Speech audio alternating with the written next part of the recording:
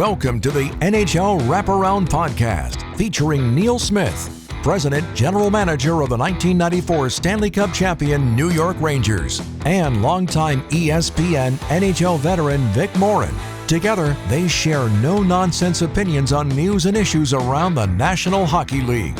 Whether you're a casual or diehard fan, each episode of NHL Wraparound will leave you more informed. Now, here's your hosts, Neil and Vic. Welcome to NHL Wraparound presented by UBS Financial Services, Inc. Vic Morin, Neil Smith on Monday, March 23rd, 2026.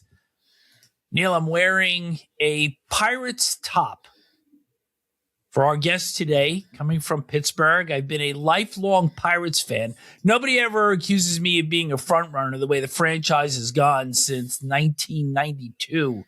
But nonetheless, I continue to follow the club, and wearing this today in honor of our guest, the old 2-9er.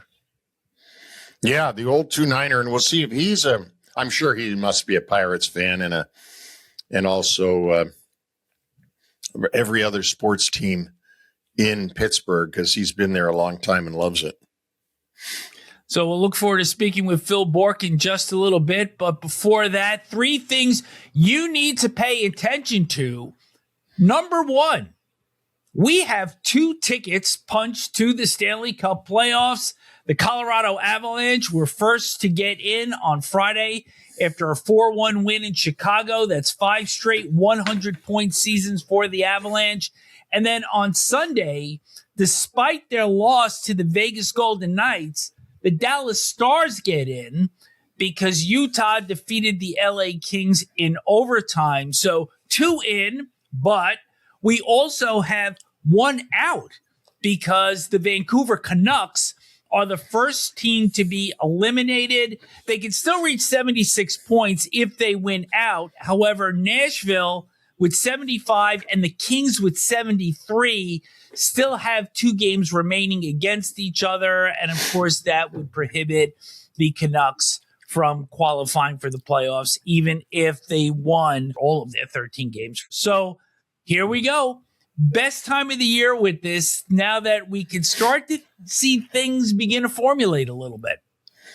Yeah, I mean, it feels like Vancouver was out in October, but now they're officially out. So it's only 2 years ago, by the way, that they won the Pacific Division and then just barely lost to Edmonton. In round 2? And it's what a fall from grace they've had. But it's that fun time of year when every game seems to mean something on a nightly basis. And it will once we get to the schedule towards the end of the show. Item number 2, Alexander Ovechkin becomes the second player to reach 1,000 combined career goals between regular season and playoffs. He did it yesterday against the Colorado Avalanche. And boy, you talk about a signature goal to reach this number. Power play, one-timer, left wing circle.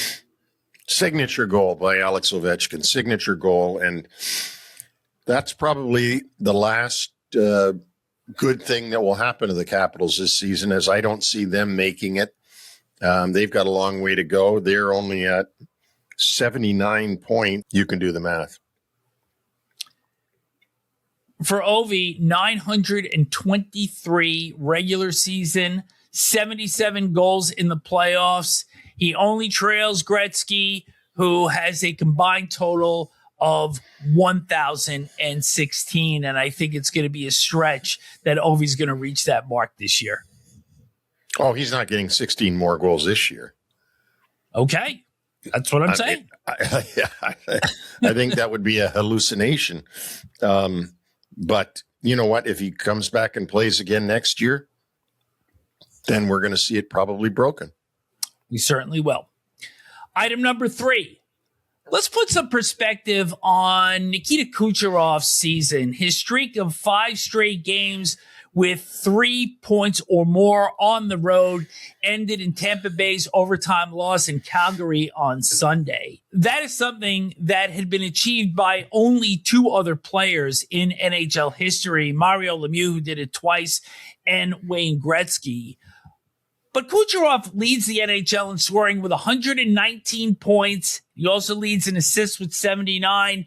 That's 3 more points and 1 more assist better than Connor McDavid. Kucherov is a plus 45 on the year.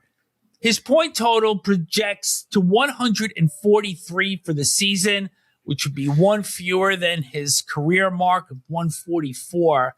And had he not missed 4 games, he would be projecting to 150. And that's a mark that has only been reached by 5 players in NHL history: Gretzky, Lemieux, Yzerman, McDavid, and probably the name that kind of gets lost in this, Bernie Nichols, had that 150-point season in the 1988-89 season. And, of course, we all know where he ended up in 89-90, don't we? With the New York Rangers. So Kucherov is just an amazing player. It was great to have Brian Engblom on the NHL Wraparound show to talk about Kucherov and his perfectionism and his attention to detail and his practice work ethic. Just a really amazing hockey player. And one of those guys that when I see the Lightning play, my eyes are always glued to 86 to see what he's going to do. What does it tell you about him that he performs so well on the road? Because there are players that throughout history have performed better at home because of the support in their building and the crowd and the adrenaline that they get. But there are also many players that have thrived in the adverse environments of being on the road. And Kucherov is just one of those that seems to relish the opportunity to bring his best to the road teams. I think that Nikita is a contrarian, that he does things that maybe go in the opposite direction of the majority. We all remember at the All-Star game how he made fun of the skills competition. And I think he likes to do the unexpected. And I think he does revel in the opposition and all of the stuff that's being hurled at him, at least psychologically, where he knows that it's only those white jerseys that are on the ice and on the bench that are cheering for him. And he loves to put 20,000 people into disappointment, I think. Are there any players that you've come across during your career that absolutely loved being on the road almost as much, if not more, than playing at home? Well, I know a lot of guys who love being on the road, but it wasn't because they wanted to score on the ice. There's been several. I think Mark Messier I think he reveled in doing it in both places. I think Gretzky reveled in doing it in both places. I can't say that I ever had somebody who I recognized was a better road player than he was a home player. But as I said, there are teams and there are individuals who love to go into the opposition's building and just put a dagger into them right in their own home building. Kucherov certainly bringing that to art form this season. And that will wrap up 3 things you need to pay attention to. Now, let's welcome in the old 2-9er, Phil Bourque. Well, it's certainly a pleasure of mine to bring in the old 29er, Phil Bourque from the Pittsburgh Penguins, whose great voice does both radio analysis and TV analysis, does both and does a great job with both. And Phil, thanks for coming on and doing this. I've been trying to get you on here for a while now. I've been trying to get on for a while, Neil. It's a shame our schedules didn't hook up earlier. It's been, 22 years since you and I last worked together. as you, my general manager with the New York Rangers, and traded me to the Ottawa Senators. You dirty dog, you. But, it's business, right? It's business. And we could talk about that a little bit. And I'm sure a whole lot more. And you've known me enough, Neil, know that I'm an open book. You can kind of throw anything up against the wall and I'm going to catch it. And man, let's let it fly. Well, first of all, I want to talk to you about your personal history because, we research people that come on, even though I've known you from back in your Stanley Cup winning days with Pittsburgh. And then I got to sign you to come to New York. But I didn't realize you're from Chelmsford, Mass. Yeah. But you ended up in Kingston with the Canadiens playing for the. How did that happen? Because I can't find that anywhere. How did you get from Massachusetts to Kingston? It's a crazy story. So I was playing junior hockey in the New England Junior Hockey League as a 15-year-old kid because my high school hockey team sucked. And so my dad really pushed me hard to always play against kids older than me. My really good friends in high school, the peer pressure was overwhelming. I ended up playing my senior year. We had a really good team. Chelmsford High School was the Lions were known as a football school, not a hockey school, but we caught fire that year. And we get to the state tournament and we get to play Hingham in the quarterfinals. You get to play at the Boston Garden. Do you remember Bob Tyndall, Neil? Very well. He was my coach. Oh, he was your coach. Yeah. So he was also a longtime scout for the Boston Bruins. Yep. So for some unknown reason, he goes to the quarterfinal game with Jean Rattel. Jean Rattel was kind of in the latter years of his career playing for the Boston Bruins. And Jean Rattel sees me play, and Bob Tyndall used to come around in Kingston and, was friends with Jimmy Morrison, who was the head coach of Kingston, and Jean Rattel knew Jimmy Morrison. Kind of fast forward the story. Next thing I know, Bob Tyndall and Jean Rattel, through kind of mutual family friends, they connect with me and they're sitting in my living room in front of the fireplace with my mom and dad. So it's myself, my mom, my dad, Jean Rattel, and Bob Tyndall. And Jean says, "Hey, Phil, I saw you play. I think you're a really good player. What do you want to do with your career?" I said, "Jean, I want to play in the National Hockey League as fast as possible." And my dad was like, "Whoa. We're gonna go the college route. I wanted to play college hockey and get a college degree." Really, all my dad wanted was to have college paid for. That's really what my dad wanted. Anyways, Jean said, "Hey, if you want to go the pro route, the fastest way is to play junior hockey. I know a guy up in Kingston. His name is Jim Morrison. He's the head coach. I can probably get you a tryout." My dad was like, "No, thank you anyways," blah, blah, blah. Conversation ends. I'm on my hands and knees, almost in tears, Neil, begging my mom and dad to let me go to Kingston. I convinced them. And as you know, I think it's still in place where maybe not now that the kind of the border crossing has come down. You could stay up there for 48 hours and keep your amateur eligibility. So after 48 hours, I just graduated high school. I was kind of a cocky 20-year-old kid. And I went up there for 2 days, did pretty well. Jimmy calls me in his office and said, "Hey, Phil, I thought you were great. Like, what do you want to do? I'd love to have you play for my team." I said, "Hey, Jimmy, will you write down the names of the guys that I just skated against that have been drafted by NHL clubs?" And I knew who they were. Rick Wilson was a first rounder to St. Louis. Mike Stothers was a first rounder to Philadelphia. We had a couple others in Sean Babcock. I don't know if you remember that name. There was 4 or 5 guys there. And Bernie Nichols was there too, who was a 4th rounder to the LA Kings. So I looked at that piece of paper, Neil, and put it back on the desk, turned it around, pushed it back to Jimmy Morrison, looked him right in the eye, said, "Jimmy, I'm as good, if not better than all those guys on that list." He said, "That's good enough for me." He goes, "Obviously you want to stay. Call your mom and dad, tell them you're not coming home." Reached in his pocket, gave me $300 in cash, said, "Go buy any toiletries, any stuff you need. I'll get on the phone, get you a billet family to live with. And again, tell your mom and dad you're not coming home." I kind of haven't been home since, and that was kind of the start of it. That was 1980, Neil, when very, very few U.S. kids were playing major junior, but I was hell bent. Also, again, my relationship with my dad was I don't know, is abusive, for choice of better words, verbally and physically. I needed to get away from him as fast as possible. And so that was another part of I need to spread my wings and go do my own thing.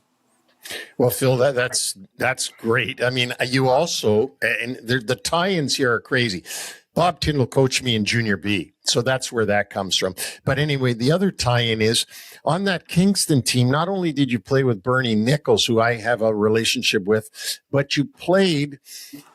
Your history with Mario, of course, goes way back. We're going to talk about that in a minute. But you played on Kingston with the guy that got taken right after him, Kirk Muller.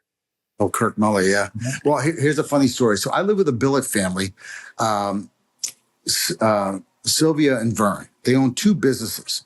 They were seasonal. So they had a dual drive-in in the summertime, and then they had a fur store, fur coats in the wintertime.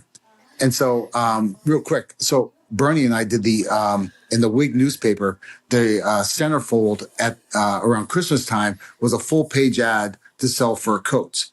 And Bernie and I did this ad, and they said, "Listen, we can't pay you, but we'll allow you to pick any coat you want in the store." So Bernie had a full-length coyote coat. I had a full-length, long-haired beaver coat.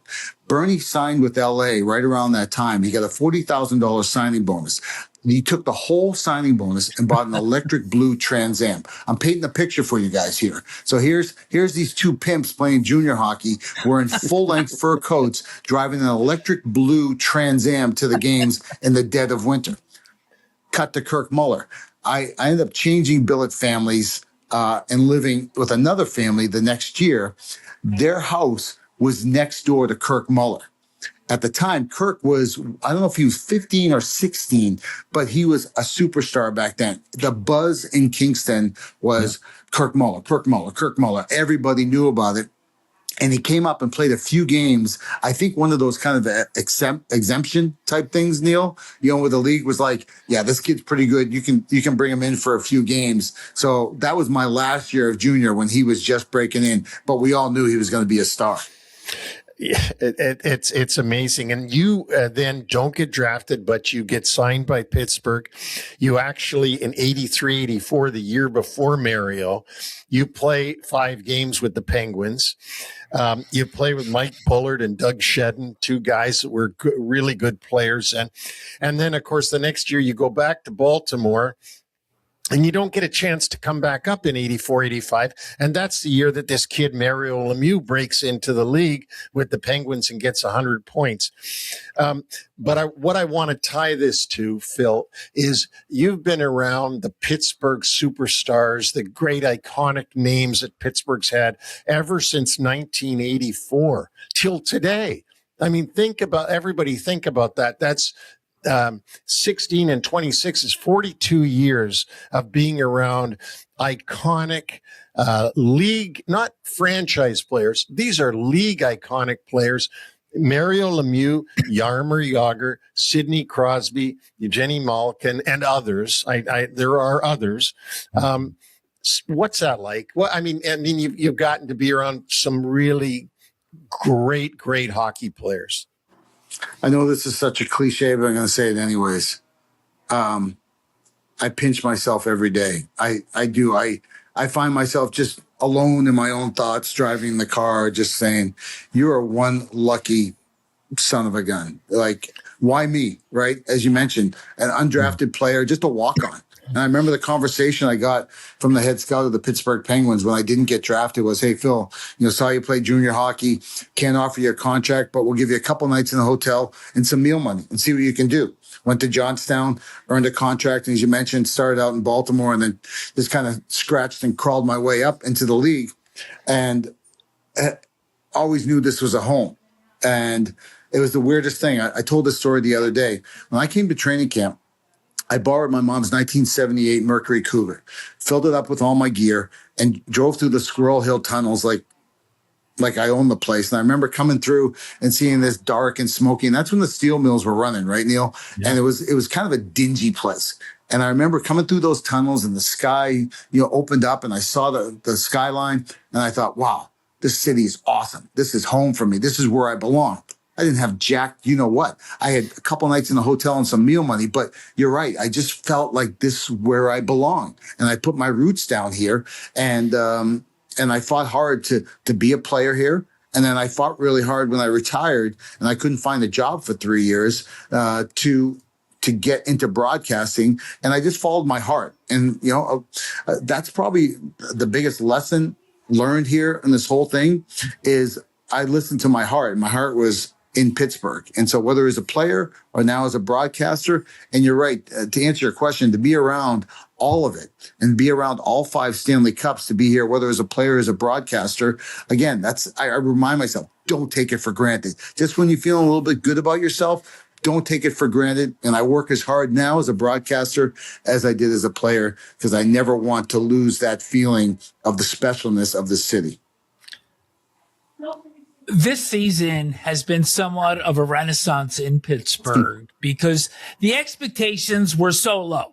And Neil and I talked about it on this show before the season started, that we didn't know if Sid was going to end the season here. We didn't know what Malkin's contract situation was going to be. They bring in a rookie head coach that was an assistant with the New York Rangers, and the expectations were simply not there. But there was still somewhat of a commitment to at least try to get Sid, Malkin, Letang one last kick at the can. Yeah. And lo and behold, we have seen players come up and signed and traded for, such as Anthony Mantha, Igor Chenikov, guys that have overachieved. And sitting there and watching this, Phil, after seeing the club not make the playoffs in the last 3 years, this has got to be a season that has to be as fun as any that you have experienced in your time in Pittsburgh, watching this re-rise of the Penguin franchise. Yeah. And Neil, I'm sure you can embrace some of this I'm going to talk about, because Kyle Dubas, who had, taken some knocks, kind of like what you did, in your, earlier years as a GM in the big city, in the Big Apple, right? You kind of got some pieces and you're like, why can't this team get its act together? And then you just find a sweet spot, right? And the players that you're taking, it's not the best players, it's the right players, right? And that's how you really build a team. And that's what Kyle has done. A perfect example is Anthony Mantha. Right, played in Calgary last year. He's bounced around. A lot of people thought he was a overhyped first round pick of the Detroit Red Wings. That was that lazy at times and just didn't really step up to what people thought he could be. He's caught a sweet spot here. He had ACL surgery in the offseason. He comes in, he might score 30 goals this year, and it's just a good landing spot, an unbelievable opportunity. And there's a bunch of stories like that. Parker Wotherspoon, who the hell is this guy, right? But he's one of our most consistent defensemen this year, playing with Erik Karlsson. And Erik Karlsson and the turnaround, I don't know if I've ever seen a player, really, in all my days, Neil, do basically a 180, right? And listen, we all like Mike Sullivan, right? But there's something that just was amiss. And Erik Karlsson, he's a science project. He's an unbelievable study in sports psychology and everything else. What makes this guy tick? Well, Dan Muse, that you mentioned, who was the assistant coach with the Rangers and now the head coach of the Penguins, has found a connection with him. And so he's got his attention.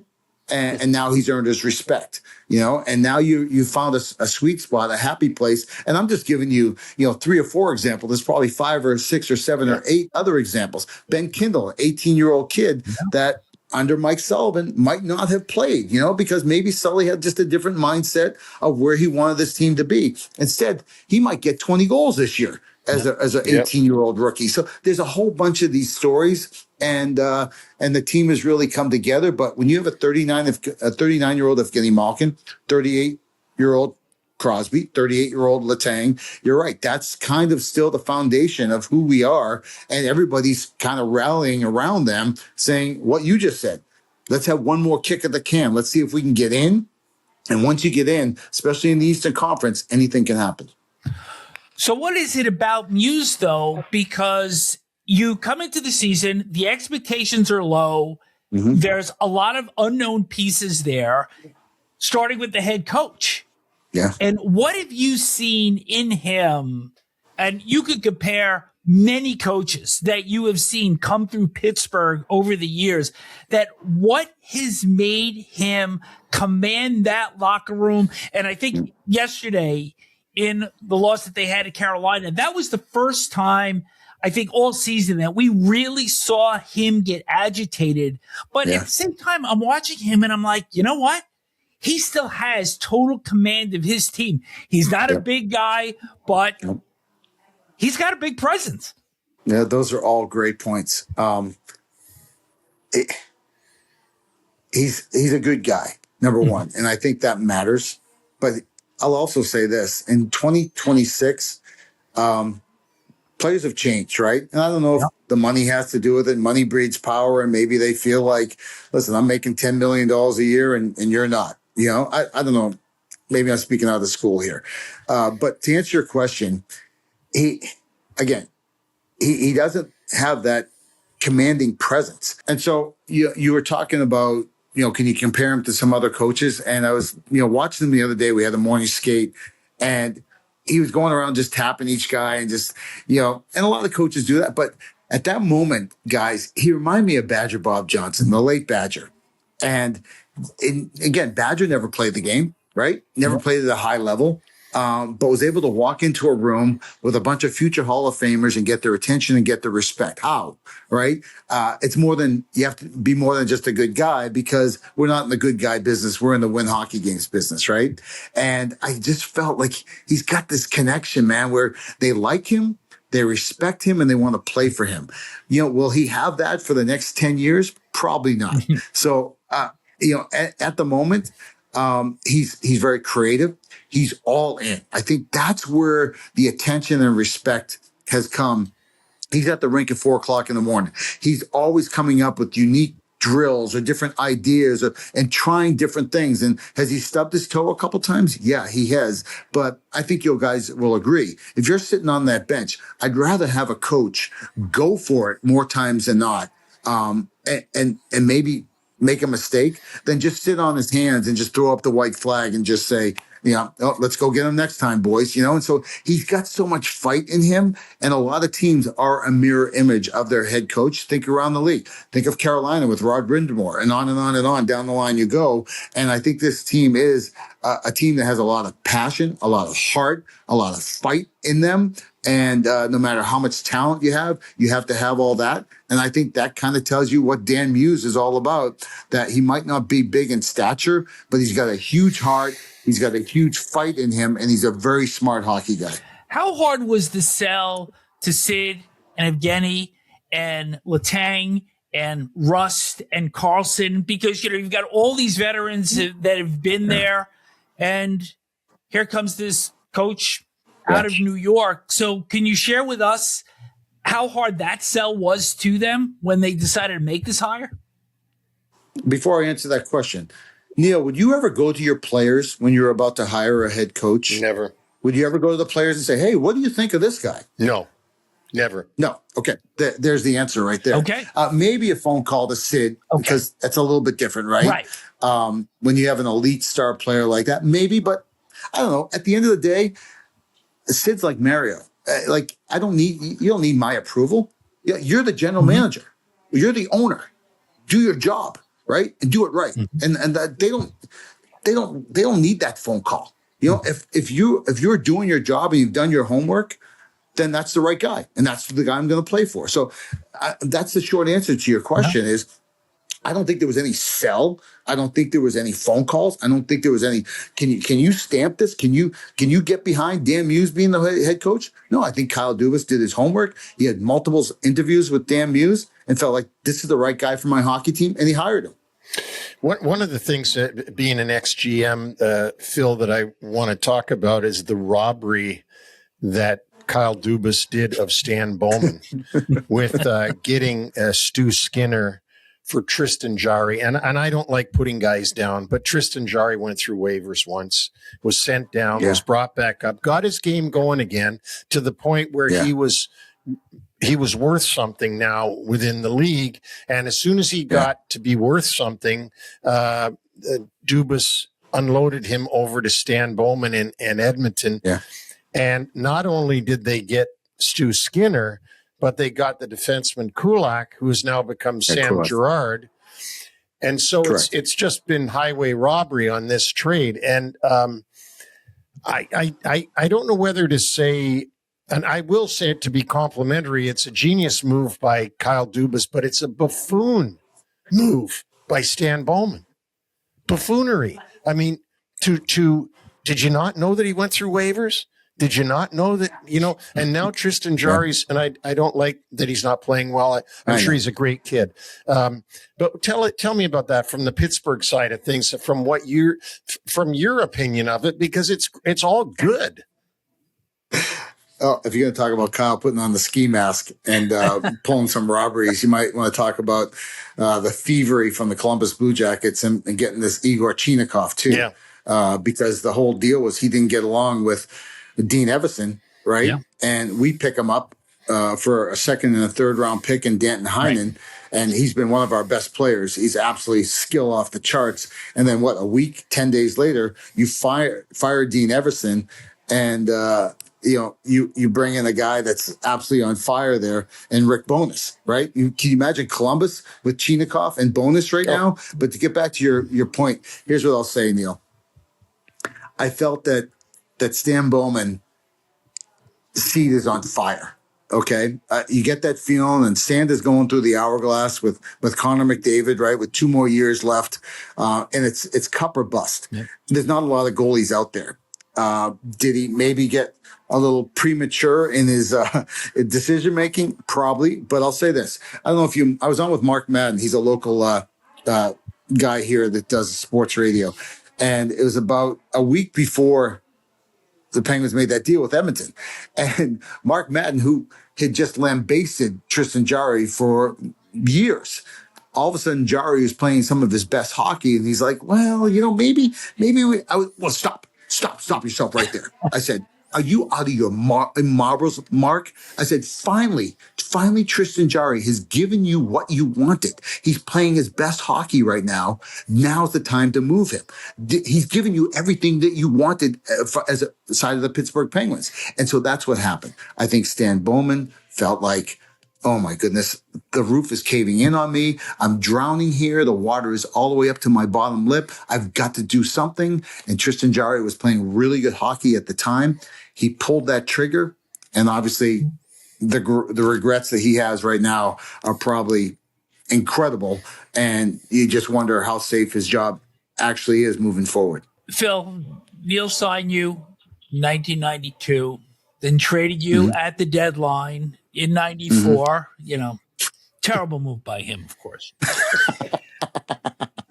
Let's give it to him. Let's give it to him. We should. Neil, step back. But this is the time right now. Well, give us your best Neil story from your time in New York. This is great. Thank you so much for walking me up to the ladies' tees here. I got the dryer. I'm going to tee it nice and hot. Because, I tell this story every trade deadline day. So it was myself, Eddie Olczyk, Mike Hartman. We were hardly playing. And you know what? We kind of got it. That team was loaded, Neil. We were winning the President's Trophy. It was unbelievable. What a run, right? And so as much as we hated not playing, we also knew, this is special. And I remember Ronnie Seltzer was my agent, Neil, and he called me a couple of times. He goes, "Hey, Bourque, do you want me to start making some phone calls, see if I can get you out of New York?" I'm like, "No. They're going to win the cup here, and I know I'm not playing right now, but once I get in there, I'm not going to let them take me out of the line." Anyways, trade deadline comes. We're in Calgary. Yeah. We have practice. Go back to the hotel, and so trade deadline is at 1:00 there, right? 3:00 Eastern. So myself, Hartman, Olczyk, all in the room together because we kind of heard maybe one of us was going to get moved, Neil. So 1:00 comes. Collectively, Hartman, Olczyk, and Bourque are all high-fiving each other, right? Because we're thinking okay, we're good, we're clean. That moment, the phone rings. Eddie Olczyk answers the phone. "Oh, Neil? Oh, hey, Neil, how you doing? Oh, Bourque? Yeah, he's right here." I get on the phone with Neil. I go, "Where am I going, Neil?" "Hey, Bourque, we want to really thank you for all your time and services and hard work for the New York Rangers." "Where the F am I going, Neil?" "Sorry, Bourque, we just traded to the Ottawa Senators." I go, "Ottawa? F in Ottawa, Neil?" My marriage was not real great at the time. I don't know if you remember this, Neil. I go, thanks a pant load, Neil. I go, I'm as good as divorce. He's like, Bourque, I can't control what's going on in your marriage and everything like that. I said, Ottawa, though, because Ottawa was dead last at the time. Rangers were first overall. And he said, thanks for everything. Mike Gartner's down the lobby. You guys have a flight in 2 hours. And off I was to Ottawa. But you know what? I'll tell you one other quick story about Neil. I don't know if you remember this, Neil. It was Game 7, 94 against Vancouver. I'm sitting in my house. I'm back because Ottawa didn't make the playoffs. I'm back in my house in Rybrook. And it's the afternoon of Game 7, and my phone rings. It's Neil Smith. I'm like, hey, Neil, what's going on? Hey, Bourque, I just thought, I'd give you a call. Haven't talked to you in a while. I just wanted to see how you're doing and, just kind of what you thought of Game 7 coming up here. Do you remember that, Neil? No, but I can picture myself doing that. Yeah, I think you were just probably a bundle of nerves. And, I know you and I used to have some great conversations. Yeah. I think, we had a mutual respect for each other, which I don't think ever wavered.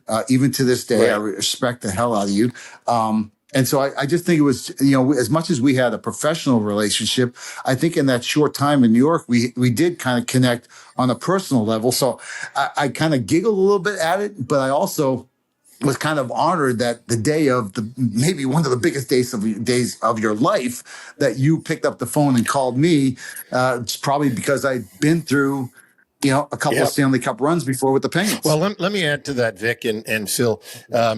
When I signed Phil back in 1992, the Penguins had just won their second Stanley Cup.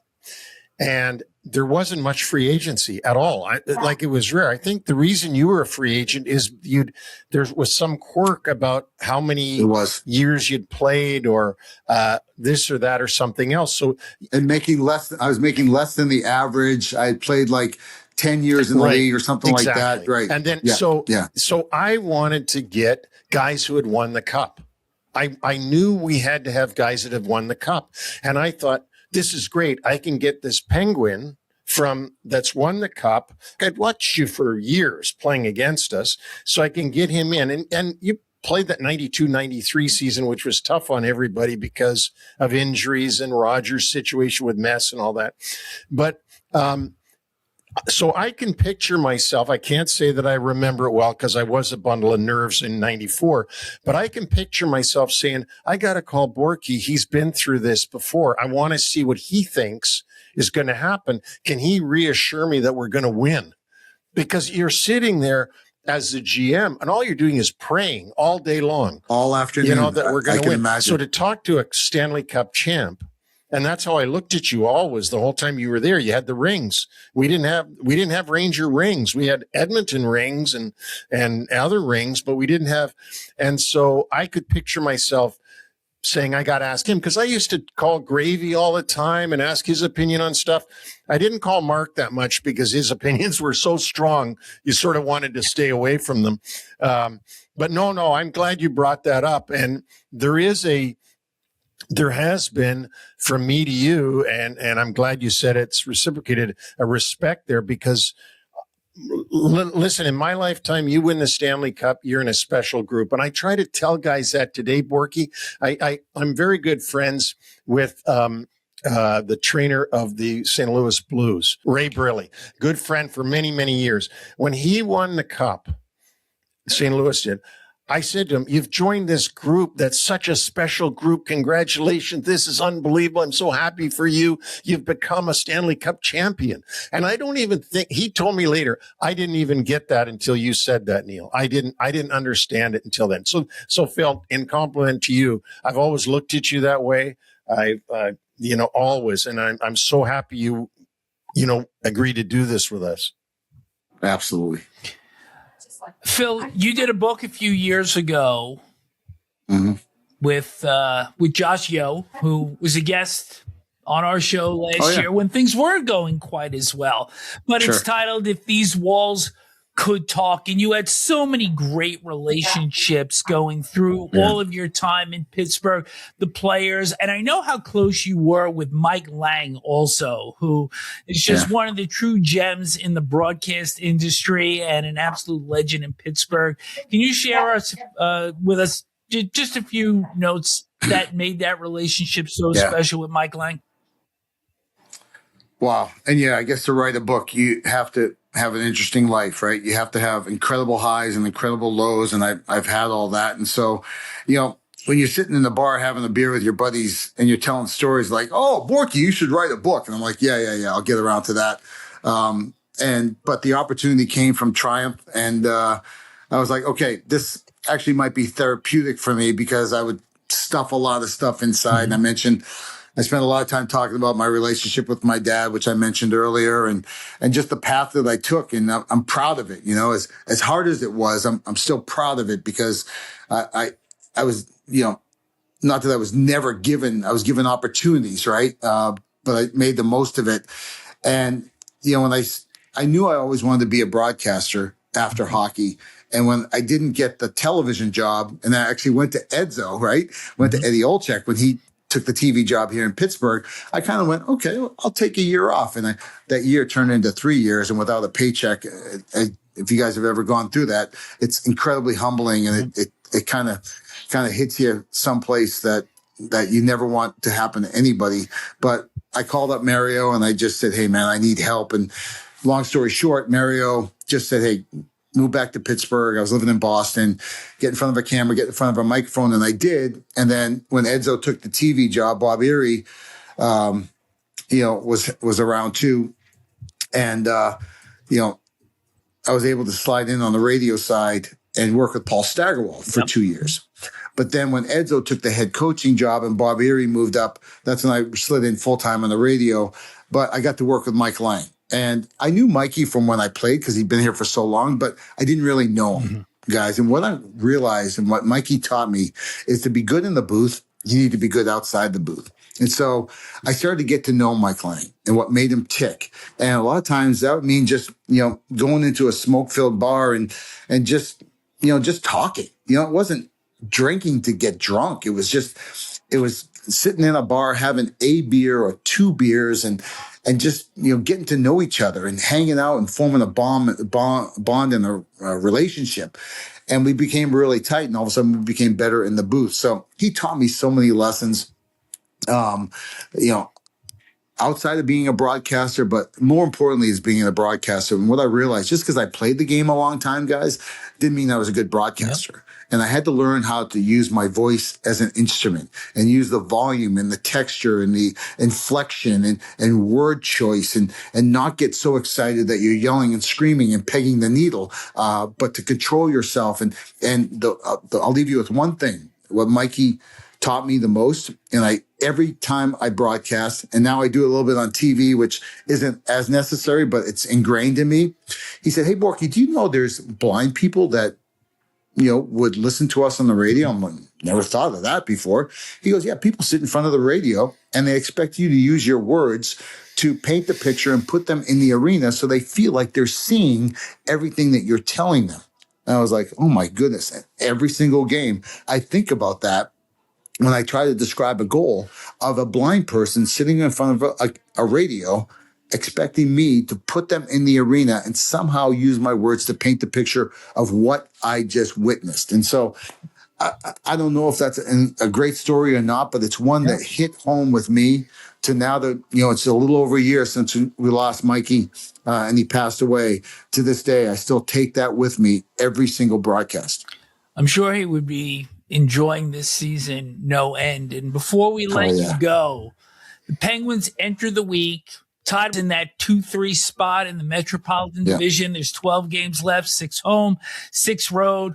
We have gone through all of the players, but I also want to mention guys that have delivered probably above and beyond this year, like Tommy Novak, Connor Dewar, Noel Acciari.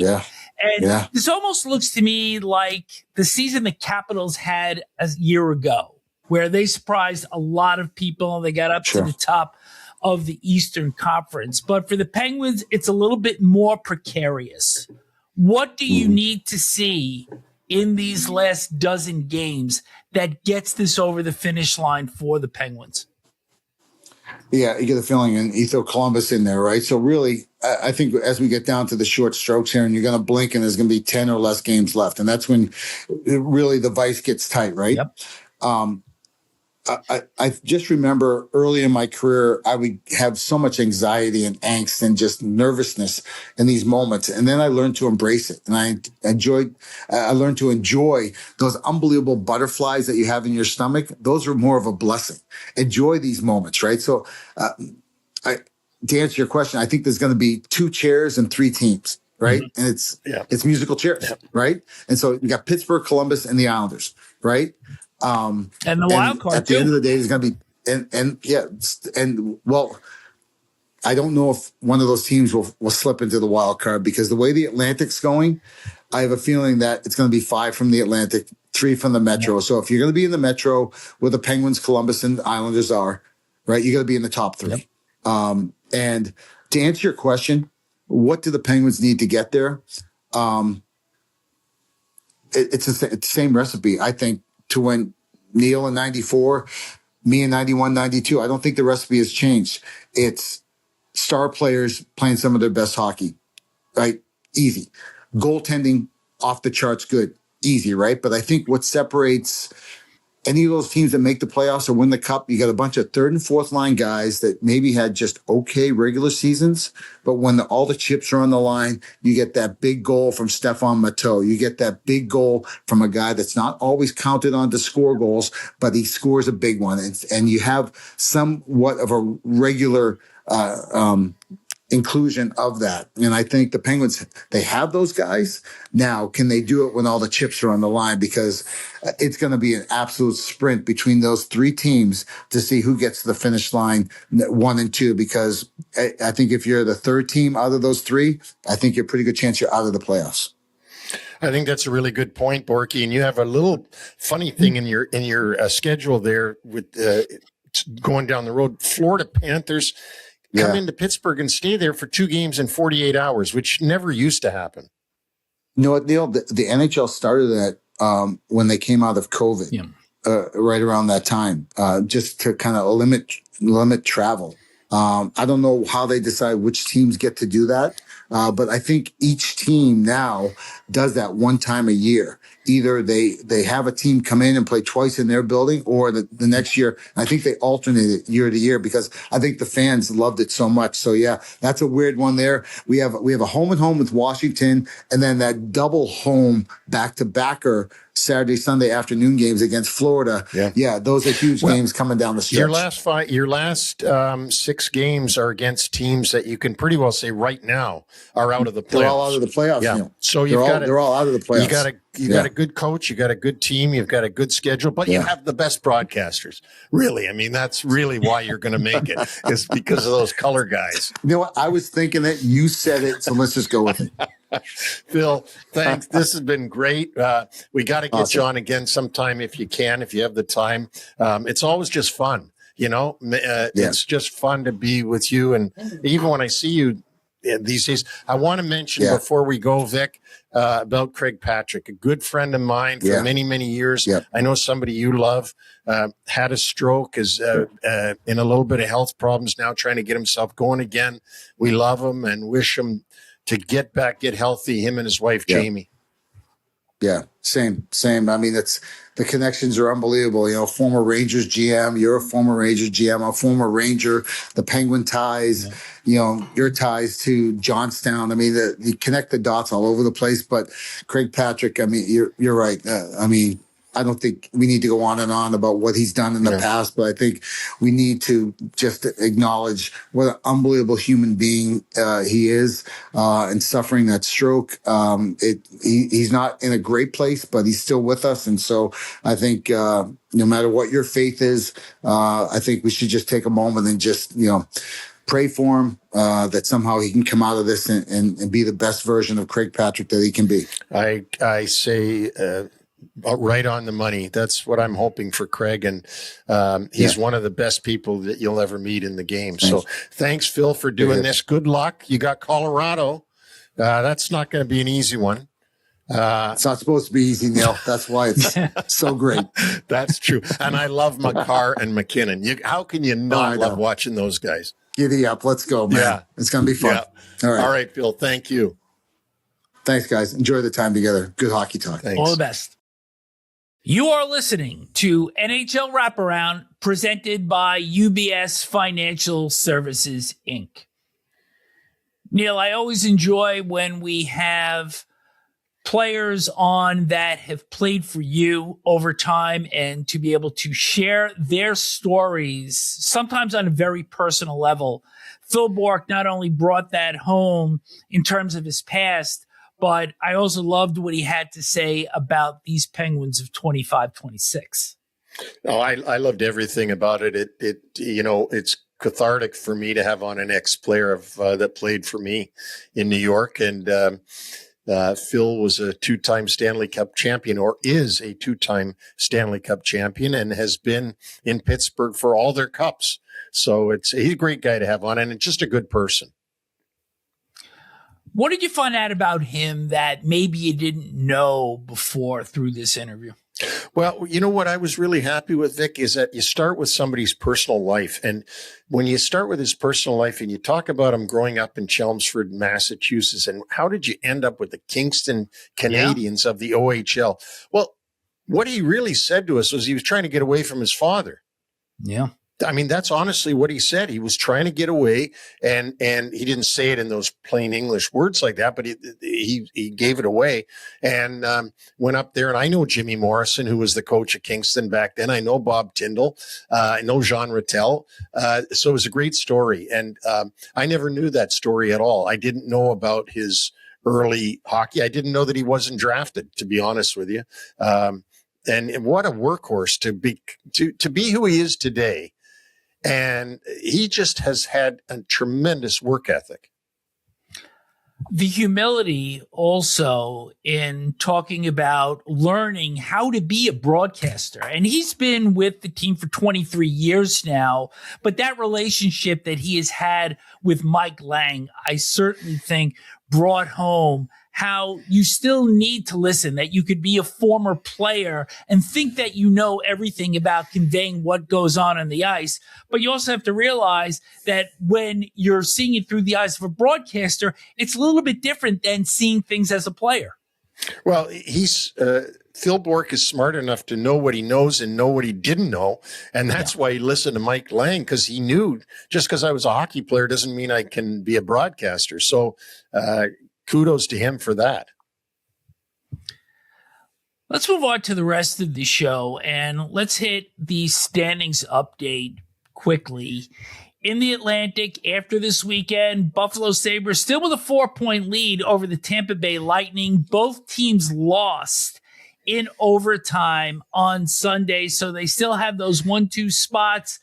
The Sabres have the first tiebreaker over the Lightning, even though the Lightning have 2 games in hand and could make up the 4 points to pull even. Montreal is third in the Atlantic. In the Metro, Carolina in first by 10 points over the Penguins, and Columbus 1 point behind the Pens for that 2-3 spot, which if that holds, those teams will be fighting for home ice in the first round. Wild card, Boston with 86 points. Big win in Detroit on Saturday. Islanders second wild card with 85. They beat Columbus 1-0 on Sunday. Detroit has dropped into that third wild card spot with 84, followed by Ottawa, who has 81 points, but the Senators on a roll, and they also have 2 games in hand on the Islanders to try to push their way up into wild card spot. Philadelphia finished a perfect California swing. They have 80 points, and they have also only played 69 games. So things pretty interesting in the East, to say the least. And the Ottawa Senators have a really important 48 hours starting tonight when they're at Madison Square Garden, and then fly after the game to Detroit to play against a rested Red Wings team. And so these 48 hours are going to be huge for Ottawa and where they end up. They could end up above Detroit if they win both games in regulation, or Detroit could have a much more commanding lead on them if they're able to beat them tomorrow night. That would move Detroit to 86. So it's going to be very interesting.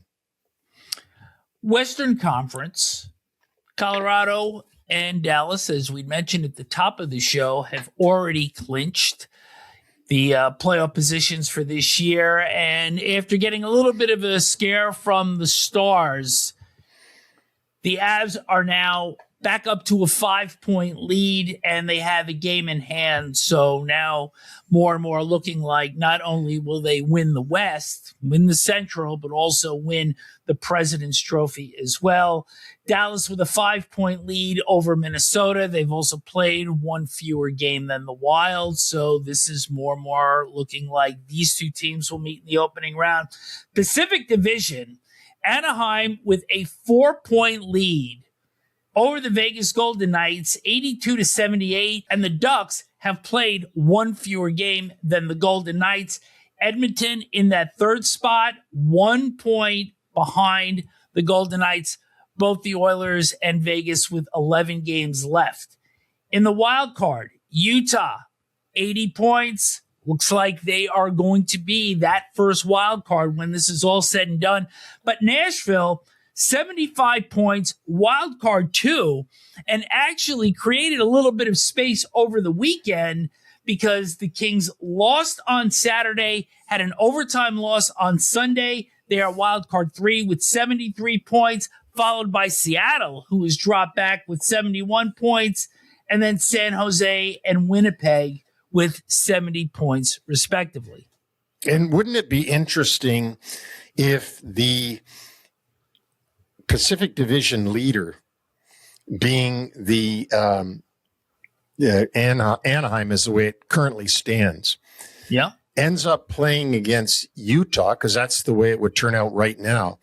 But by the end of the season, Utah could actually have more points than Anaheim and not get home ice, because Anaheim's first in the Pacific and Utah fourth in the Central, but they could literally have more points than the other team. So that's just how strange this Pacific Division is this year.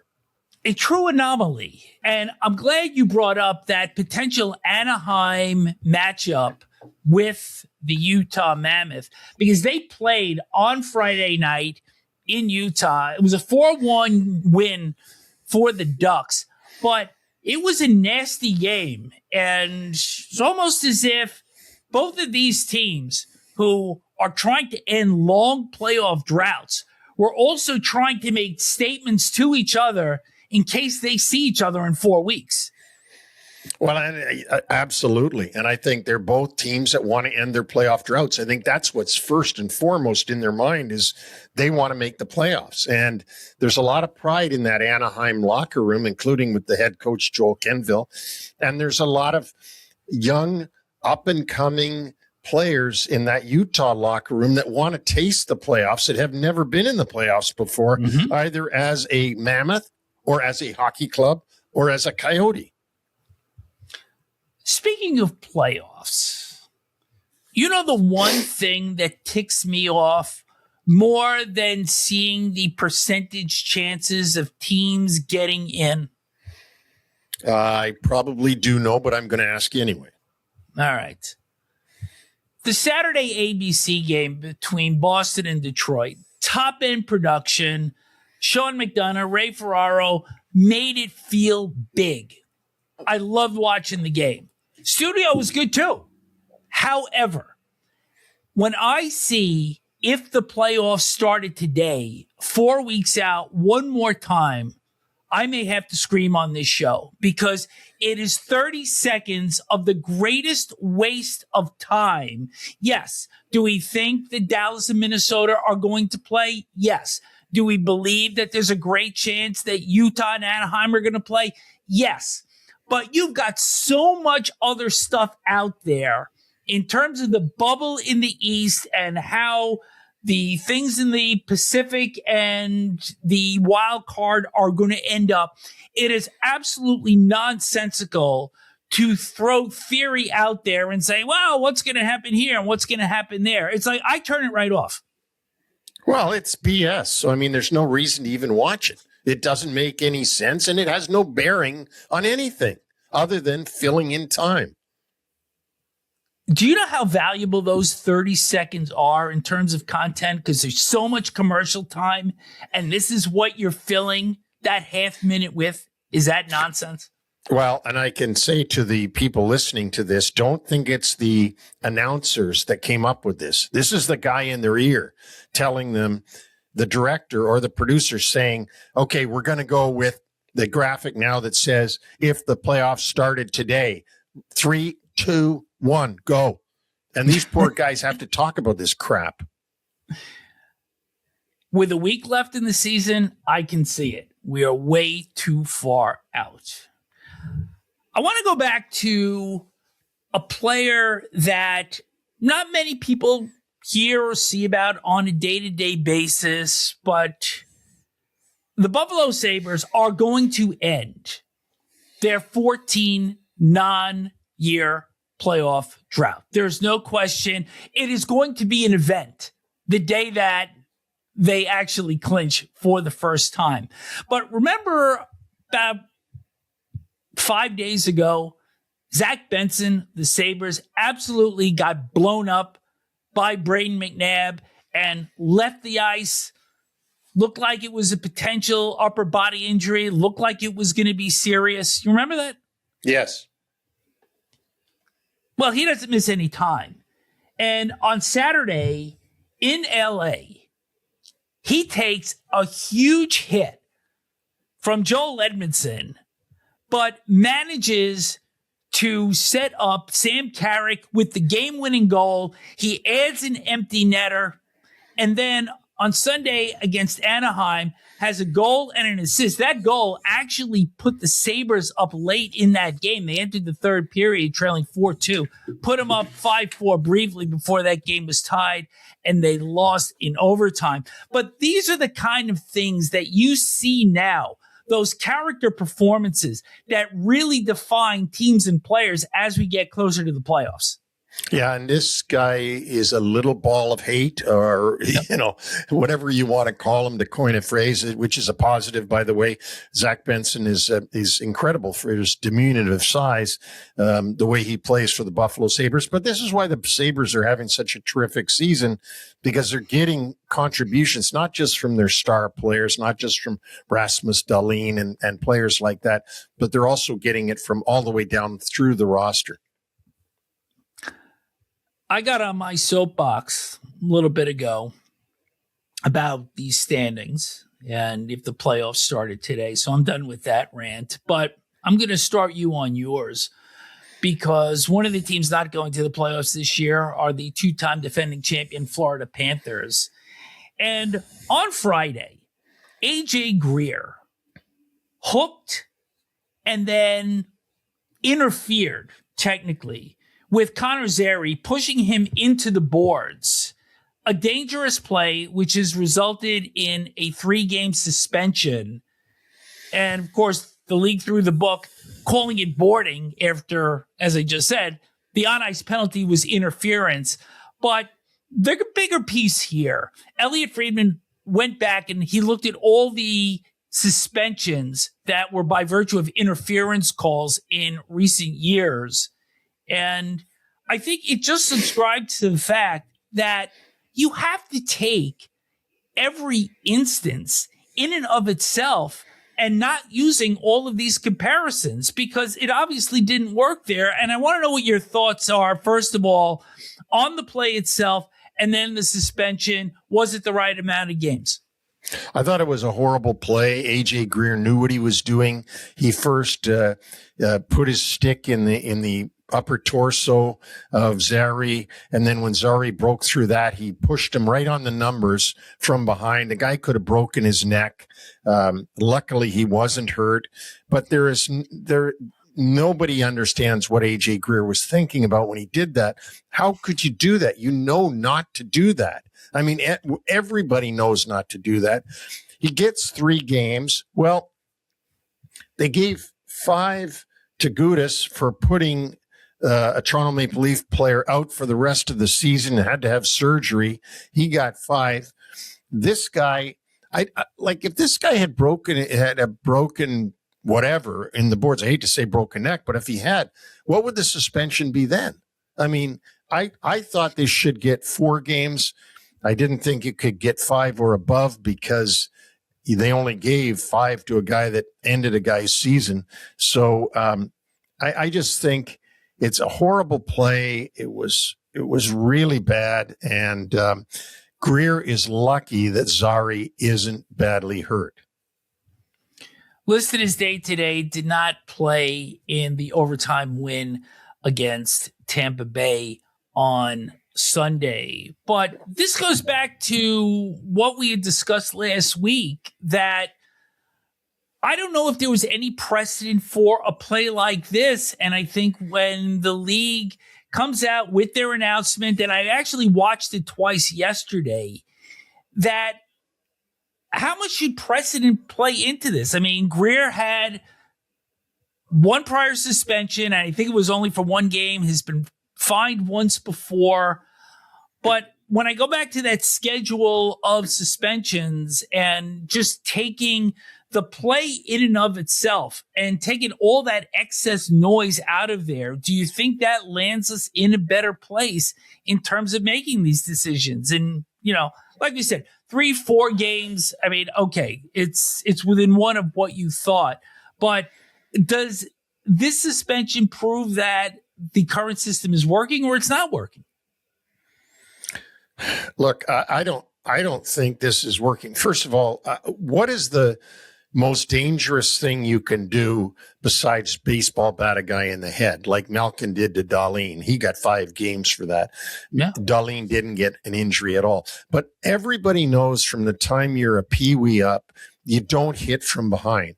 You don't hit a guy into the boards. We have had amateur hockey players in wheelchairs for the rest of their life because of spinal cord injuries, because they got hit from behind into the boards.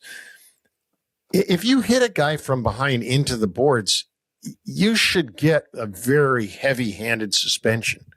And it doesn't matter whether he got hurt or not. You did something that everybody knows you can't do. So, I mean, again, Vic, I go back to how society handles things, when you get into accidents, when you assault someone, when you do things. You have to put into it, of course, the amount of injury you inflicted on the other person, whether it be a car accident, street fight, or whatever. And therefore, you could argue, well, Zary, missed one game, but he's not really hurt. So how bad is it? Well, you took a chance on maybe crippling someone by doing that. And I think that the league has to make a statement that we're not putting up with this crap. We're not going to let you do this. And we don't care whether the guy gets hurt or not. You cannot hit from behind. And when it's all said and done, it's just a game. And we were all reminded of that harshly over the weekend when longtime Minnesota Wild correspondent for NHL.com, Jessi Pierce, perished in a house fire in her home in White Bear Lake in Minnesota, along with her 3 kids and the family dog. She was regarded very highly in the field, is going to be greatly missed. And Neil and I both send our condolences to the Pierce family, and just a terrible, terrible thing to read about. Just there are no words. There are just no words. And we will pray for her family to find their way through this horrible trauma that they had to endure by knowing that they've lost the 3 young children and this lovely lady who was a very knowledgeable hockey person. Personnel notes, and of course, all seems not to matter at this point, but we're going to continue on here. Florida Panthers, it just doesn't stop for them, Neil.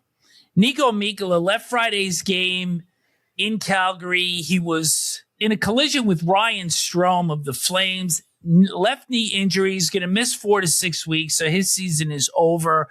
Good news is he will not need surgery. Mackie Saviskevich out 7 to 10 days with a laceration, and Uvis Belinskis out 4 to 6 weeks. So it is almost remarkable, in a bad way, how these injuries have continued to roll in on a regular basis for the Panthers. It's incredible. Really, it is. As much good luck as they had during the last 3 seasons, they've had that much bad luck this season. Ryan Reeves of the San Jose Sharks left Saturday's game with Philadelphia, wound up coming back and sitting on the bench, but apparently injured his finger in a fight with Garrett Wilson in the first period. And the camera was on Ryan Reeves in the penalty box, and I could see him looking at his fingers and see him pull one of his fingers, and right away then went to the door and said, I got to go to the locker room. And obviously he broke his finger. And, Vic, I've said this many times. It's one thing to hit a skull with your fist. I mean, that's almost stupid. But to hit a plastic helmet and shield with your fist, like it borders on nonsensical. So Ryan Reeves, tough guy, but there's only so much toughness you can have when it's your fist against a hard plastic helmet. Dennis Gilbert, defenseman for the Ottawa Senators, left the game late against Toronto on Saturday. Shoulder injury when he was hit by Oliver Ekman-Larsson. Travis Green expects him to miss some time. Ryan Pulock and Anthony Duclair of the New York Islanders both missed Sunday's game against the Columbus Blue Jackets. That was a win for the Isles, both sidelined with lower body injuries. On the return front, Gabriel Landeskog, captain of the Colorado Avalanche, came back into the lineup in Washington on Sunday after missing 7 games with a lower body injury and scored the Avs' first goal in that one. Neil Pionk, defenseman for the Winnipeg Jets, returned in Winnipeg's shootout loss in Pittsburgh on Saturday. He had missed 23 games with a lower body injury dating back to January 13th. Sam Girard for the Penguins came back into their lineup in the shootout win against those Winnipeg Jets after missing 5 games with the ever-popular undisclosed injury.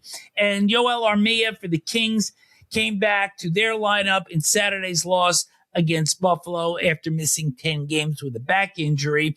And one extension to report, Michael Carcone signs a 2-year, $1.75 AAV extension with the Mammoth. So good on him. Really good bottom 6 forward for that team. No, he is, and he's what's helping put the Mammoth in the playoffs for the first time in a long, long time of that franchise, dating back to, obviously, their days in Glendale. NHL schedule, next couple of days, very unusual. Only 1 game on Monday night, and it is Ottawa continuing their search, trying to get into a wild card spot. They're at Madison Square Garden to visit the New York Rangers. But 15 games on Tuesday, with the Rangers and the Sabres being the only 2 teams not in action. Every game has meaning to either one or both teams. It's why you got to sit down, get your house in order, get your multiple TV screens ready to go. 15 games, and they all start at 7:00 at night. None of these stupid ass noon or 1:00 in the afternoon on a weekday games. These are all night games. Well, not all of them start at 7. I mean, they start at 7:30 local. But I said they start at 7. The games start at 7. Oh, okay. Not all the games start at 7. The plethora of games begins at 7. I'm glad I have you to walk me through these things. Well, that's what I'm here for. That will wrap up our show for today. Big thanks to Penguins broadcaster Phil Bourque, the old 2-9er, for joining us. Also, thank you to UBS Financial Services, Inc. NHL Wraparound and UBS Financial Services, Inc. are not affiliated. UBS Financial Services, Inc. is a sponsor of NHL Wraparound. No other affiliation, relationship, or endorsement is made, suggested, intended, or should be implied or inferred between UBS and NHL Wraparound or any of the individuals or businesses and or their respective products and services appearing in this program. Thanks to all of you for listening or watching. If you're watching on YouTube, reach us individually with an email at neil@nhlwraparound.com. I don't know why you'd want to talk to Vic, but you can get him at vic@nhlwraparound.com. All of our podcasts are on all platforms, including Apple, Amazon, iHeartRadio, Spotify, and YouTube. Please leave us a review like you do on Yelp for restaurants and stuff. Leave a review and subscribe and look at our polls on YouTube and vote and tell your friends to subscribe. Whether they're hockey fans or not, subscribe. And you can also find us on Twitter, now known as X. We're on Instagram, we're on TikTok, and we're on a website which is at rayd8.tv. That's rayd8.tv. And check that out because it's a platform that's got a lot of neat stuff. It's got movies, it's got shows, it's got a number of podcasts on there. So please check them out. Our website is nhlwraparound.com, and in our blog section, New York Centric, written by Patrick Hoffman all season long. And now I'm going to allow you to dislocate your shoulder, patting yourself on the back for your selections this past weekend. Well, oh boy.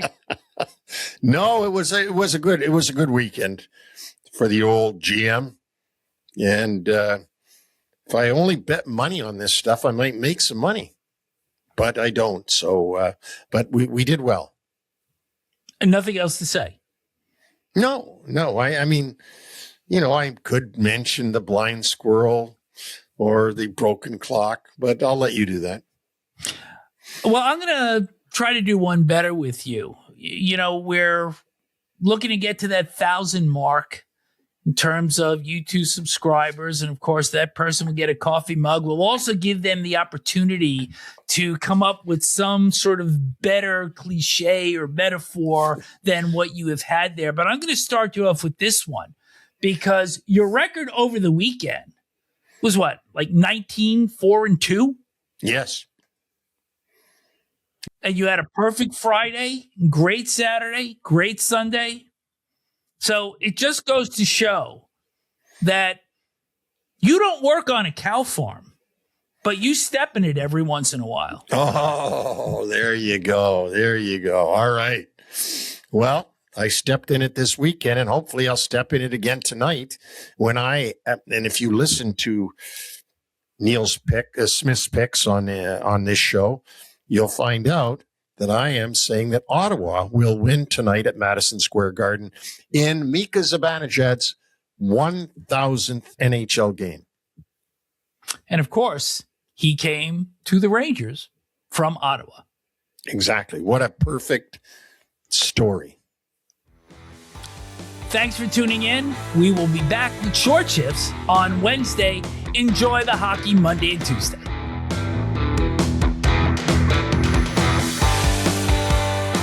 Thanks for joining us on the NHL Wraparound podcast. Don't forget to subscribe to stay up to date on all the NHL action.